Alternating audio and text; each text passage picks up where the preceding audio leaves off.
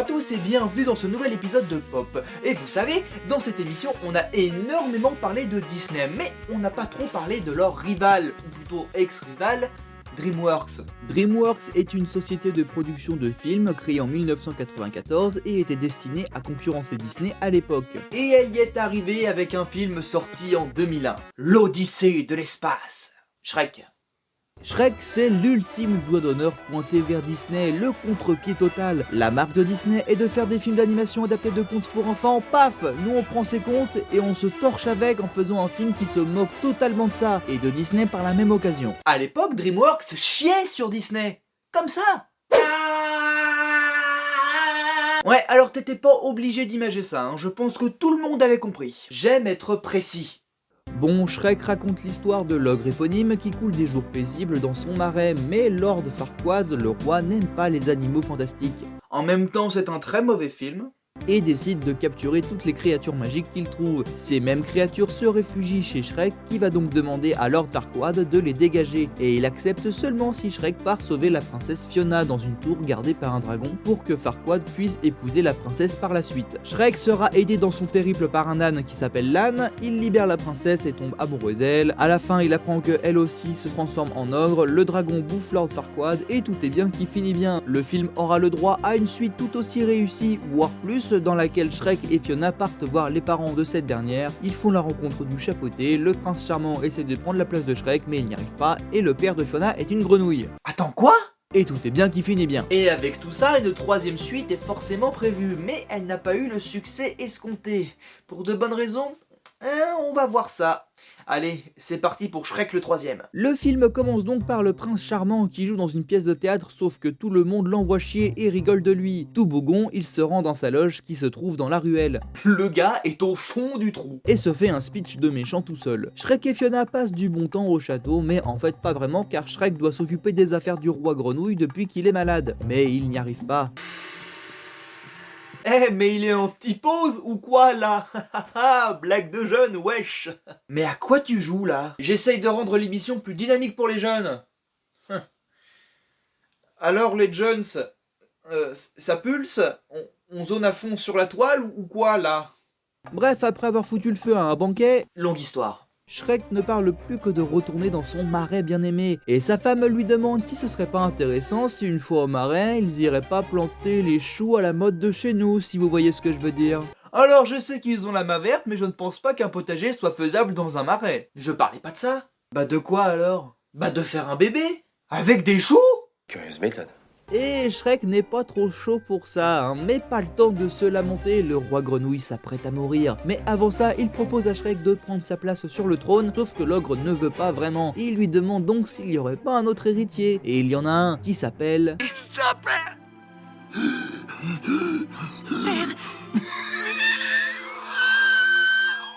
Oh mais tuez-le par pitié que le film se finisse! Cet héritier se nomme Arthur et le roi grenouille meurt.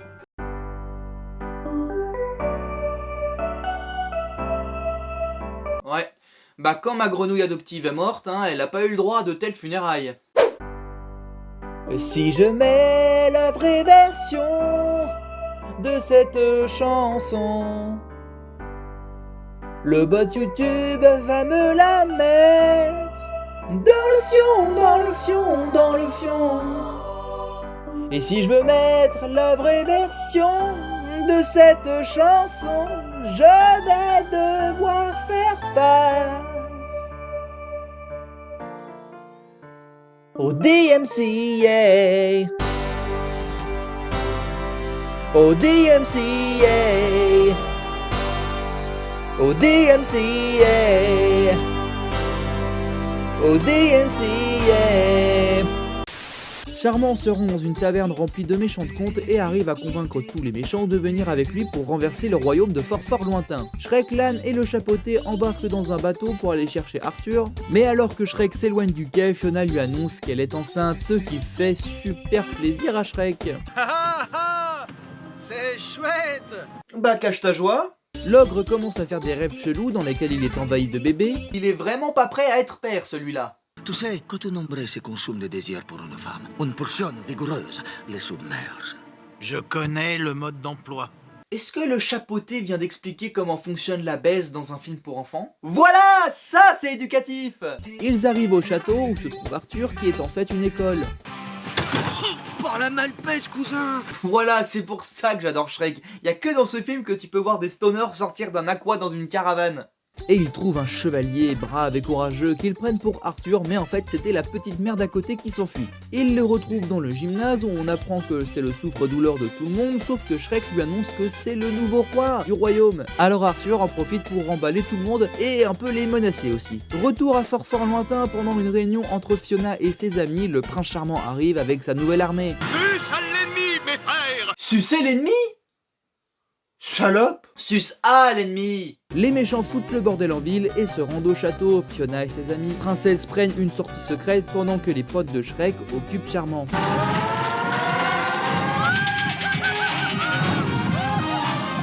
Ok, d'accord, mais pourquoi une ref à l'homme qui valait 3 milliards? Les trois petits cochons avouent à Charmant que Shrek est parti chercher l'héritier du trône. Charmant demande à Crochet de se mettre à la poursuite de Shrek. Sur le bateau, l'âne et le chapeauté dégoûtent Arthur du job de roi, alors il veut faire demi-tour car il prend peur de la responsabilité que ça représente. Shrek s'engueule avec lui et ils finissent par casser le bateau et s'échouent sur la plage. Shrek essaye donc de communiquer avec lui. Yo! Vise le topo, c'est toi le roi de la colo, l'artichaut. Mais si ça te pète pas le concept aussi, tu kiffes pas ce que je te bave, dis juste j'en ai rien à f... Voilà, ça va ramener le public jeune, mon refrain. Tu gères la fougère. T'es grave chamax, mon poteau. T'es super swag. Arthur tombe comme par hasard sur la maison de Merlin, son ancien prof. Personne ne veut goûter à mon fameux gratin de gravier? Le soir venu, Merlin fait une thérapie pour Shrek et Arthur. Shrek voit un berceau et Arthur fait un bad trip. Eh ben mon gars, t'en tiens une couche! Oh.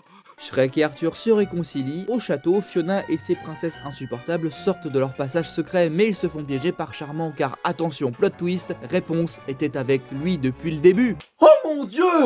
Je m'en bats les couilles! De retour chez Merlin, Crochet arrive avec le peuple des Ents. Et ça fait la bagarre, mais les méchants arrivent à s'enfuir. Vite, il faut que Shrek retourne à fort lointain pour sauver sa dulcinée, comme dans le 1. Et le 2 aussi. Alors Arthur demande de l'aide à Merlin. Je suis la mouche qui pète. Prout, prout, prout. C'est le meilleur personnage de toute la saga Shrek. Merlin fait un sort qui les transporte tous vers le royaume de fort lointain. Le sort marche, mais l'âne est poté et change de corps. Quoi? J'ai un brin d'avoine entre les dents? Shrek retrouve Pinocchio qui lui apprend que Charmant prépare une pièce de théâtre. Charmant rumine une fois de plus dans sa loge, mais Shrek arrive, sauf que les sbires s'amènent également et capturent Shrek et les autres. Pour éviter que Arthur soit blessé physiquement, Shrek le blesse mentalement. J'étais pas sûr de le vouloir, ce job, alors j'ai cherché un pigeon à mettre à ma place et t'avais le profil parfait. Afin que Charmant le relâche. Il laisse partir Arthur, l'âne époté retrouve Fiona en prison, alors il décide de s'échapper et les filles ont une bonne idée. On appelle Prince Secours. Ah bah voilà, enfin une qui a la tête sur les épaules. Laissez faire les hommes tout le boulot. On va avoir des problèmes, mec. Et comme les scénaristes n'ont plus d'idées pour faire avancer le scénario, bah en fait la daronne elle sait exploser les murs de la prison avec sa tête. D'accord, très bien, bon bah je vais me faire foutre alors, hein, on fait ça, hein, on dit qu'on fait ça, hein. Attends, si elle pouvait exploser les murs avec sa tête depuis le départ, pourquoi est-ce qu'elle ne l'a pas fait depuis le début? Oh, ça faisait longtemps que je voulais ressortir cet extrait. Les princesses s'enfuient et rentrent par effraction dans le château en chantant le générique de 50 minutes inside.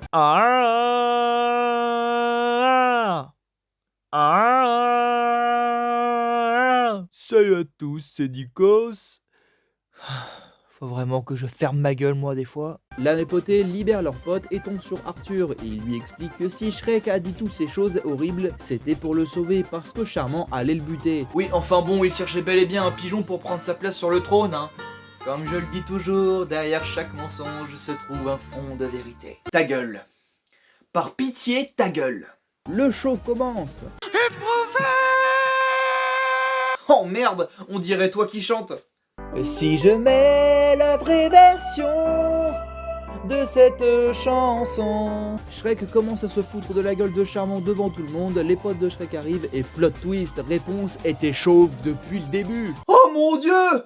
Je m'en bats les couilles aussi. Mais les sbires de Charmant interviennent, heureusement Arthur arrive, et il fait un speech aux méchants en disant que c'est méchant d'être méchant, c'est mieux d'être gentil, et tous les sbires déposent les armes. Charmant s'apprête à tuer Arthur, mais Shrek intervient, la dragonne fait tomber la tour sur lui, et il meurt écrasé, et vient l'avènement du roi Arthur. Ah mais attends, Arthur faisait référence au roi Arthur avec la table ronde et tout? Bah oui, tu pensais à qui? Bah Arthur et les Minimoys, hein, comme tout le monde je pense. Merlin arrive, rééchange les corps de l'âne et du chapeauté, sauf leur queue parce que c'est super fandard. Shrek retourne à son marais avec Fiona, il a enfin accepté le fait d'être père avec non pas un enfant, mais 3. Putain de triplé. Et c'est la fin de Shrek le 3ème. Alors, bon film ou merde sans nom? Merde sans nom, on veut de la haine. Eh bien, je ne trouve pas. Attendez, avant de quitter la vidéo, je m'explique. Ce film n'est pas mauvais en soi, alors évidemment il souffre de la comparaison avec les 2 premiers films, effectivement, comparé aux 2 autres opus de la saga, ce film fait pas le figure. Alors que Shrek a la peau verte. Mais franchement, j'ai pas passé un mauvais moment devant ce film, qui raconte comment Shrek va faire pour accepter sa paternité en devenant une espèce de figure paternelle pour Arthur. Alors c'est plutôt maladroit, certes, mais le film ne mérite clairement pas d'être renié au niveau de déchets purulents dégueulasses qui puent le trou du cul de ma grand-mère morte écrasée par un camion Jiffy. Tu peux répéter? Mais ce film ne mérite clairement pas d'être renié au niveau de déchets purulents dégueulasses qui puent le trou du cul de ma grand-mère morte écrasée par un camion Jiffy. Ah ok, j'avais bien compris. Non parce que moi j'allais dire que ce film refoule la moule marinée à la merde de chevreuil diabétique qui mange du foin de mauvaise qualité vu la crise que traversent les agriculteurs en ce moment. Oui, ou alors on pourrait dire que ce film ressemble à une partouze mal organisée en plein mois de juillet avec une canicule et 100 piles de recharge pour les sextoys. Oui, ou alors on peut dire que ce film nous prouve que c'est une demi-molle étalée sur une tranche de pain de mie mouillé sans Nutella pour rendre ça plus goûtu. De quoi on parlait déjà? Au DMCA. Au DMCA. Au DMCA. Au DMCA.